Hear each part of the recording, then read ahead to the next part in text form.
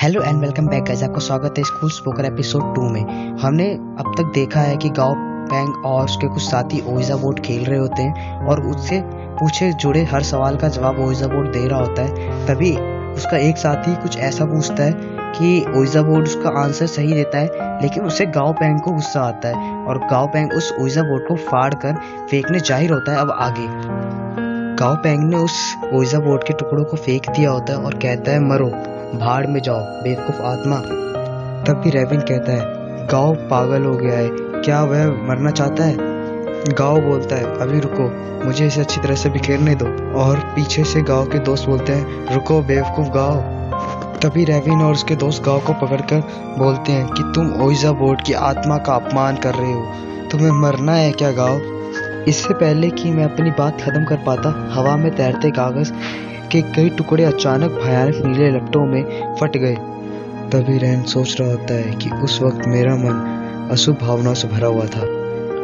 उस रात हर कोई सोने से डर रहा था, इसलिए हम सुबह के शुरुआती घंटों तक बातें करते रहे। भले ही कुछ देर बाद मैं सो गया था, लेकिन मुझे बुरे सपने आते रहे। फिर किसी कारण से मैं अचानक ही जाग गया। फिर मैंने अपनी आधी टूटी नींद की अवस्था में अपने बिस्तर से दूर खड़े किसी साये को देखा।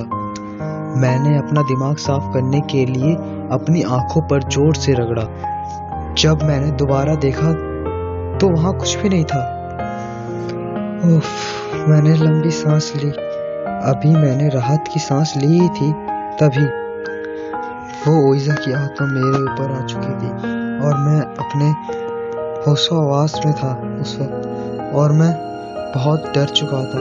मैं कांप रहा था। मैं अपने मन में सोच रहा होता हूँ, धिक्कार है गाओ तुम कमीने, मैं क्यों तुम्हारे झमेले में घसीटा जा रहा हूँ। हालांकि ओइजा बोर्ड की आत्मा ने मुझ में कोई दिलचस्पी नहीं दिखाई और धीरे धीरे मुझसे दूर चली गई, मगर उस वक्त मैं एक मरे हुए शव की तरह पड़ा हुआ था और उन पलों को शब्दों में बता पाना मेरे लिए नामुमकिन सा है। ओइजा बोर्ड की आत्मा मुझसे दूर जाने के बाद गांव के बेड के ऊपर चढ़ गई। ओइजा बोर्ड की आत्मा की आवाजों की सरसराहट मैं अपने कानों से साफ साफ सुन पा रहा था। ओ शिट, गांव मुसीबत में है, वो मरने वाला है। ओइजा बोर्ड की आत्मा की मेरे ऊपर चढ़ के जाने से मेरा शरीर अजीब तरह से भारी हो गया है। मैं अपने शरीर को हिला नहीं पा रहा। मुझे गांव को बचाने की जरूरत है, मुझे उठने की जरूरत है, मुझे गांव को बचाना है। उठो उठो। हाँ, अब मैं हिल सकता हूँ, मुझे उसे बचाना होगा। रैन अपना फोन गांव की तरफ फेंक कर बोलता है, उठ जाओ गांव। रैन का फेंका हुआ फोन गांव के सर पे लगता है और गांव कहता है, आ। गांव इन सब बातों से अनजान होता है और कहता है, कौन है, क्या बकवास है, किस कमीने ने मारा मुझे? तभी गांव देखता है अपने सामने ओइजा बोर्ड की आत्मा को और कहता है, मैं। ओ भूत! और गांव डर के मारे वहीं बेहोश हो जाता है और कहता है, क्या मजाक है ये? तभी रैन कहता है गांव से, क्या तुम मुझसे मजाक कर रहे हो? अगर मैं तुम्हें नहीं उठाता तो तुम अभी ही निकल जाते भगवान के पास। और ओइजा बोर्ड की आत्मा का ध्यान रैन की तरफ जाता है। वो मुड़ती है और रैन की तरफ बढ़ने लगती है और रैन कहता है, बकवास, सेंट, दूर रहो। मगर वो आत्मा धीरे धीरे रैन की तरफ बढ़े जा रही थी। रैन कहता है, मुझसे दूर रहो, मुझसे दूर रहो। और हमें तभी झाड़ू लगाने की आवाज आती है कहीं से, और यहाँ रैन डर के मारे ओइजा बोर्ड की आत्मा से कहता है, हाय, मुझे तुमसे मिलकर अच्छा लगा ओइजा बोर्ड की आत्मा। ओइजा बोर्ड की आत्मा रैन के बिल्कुल करीब होती है और रैन कहता है, धिक्कार है तुम पर गाओ, तुम ही हो जिसके कारण इस झंझट की शुरुआत हुई और तुम्हें बचाने के चक्कर में अब मुझे अपनी जान देनी पड़ रही है। फिर रैन अपने मन में प्रे कर रहा होता है, लेडी गुआनिन, भगवान बुद्ध, मेरी मदद करे। मेरे ऐसे बोलते ही वो आत्मा गायब हो गई। मैं शक भरी निगाहों से सोच रहा होता हूँ, वो अचानक क्यों गायब हो गई।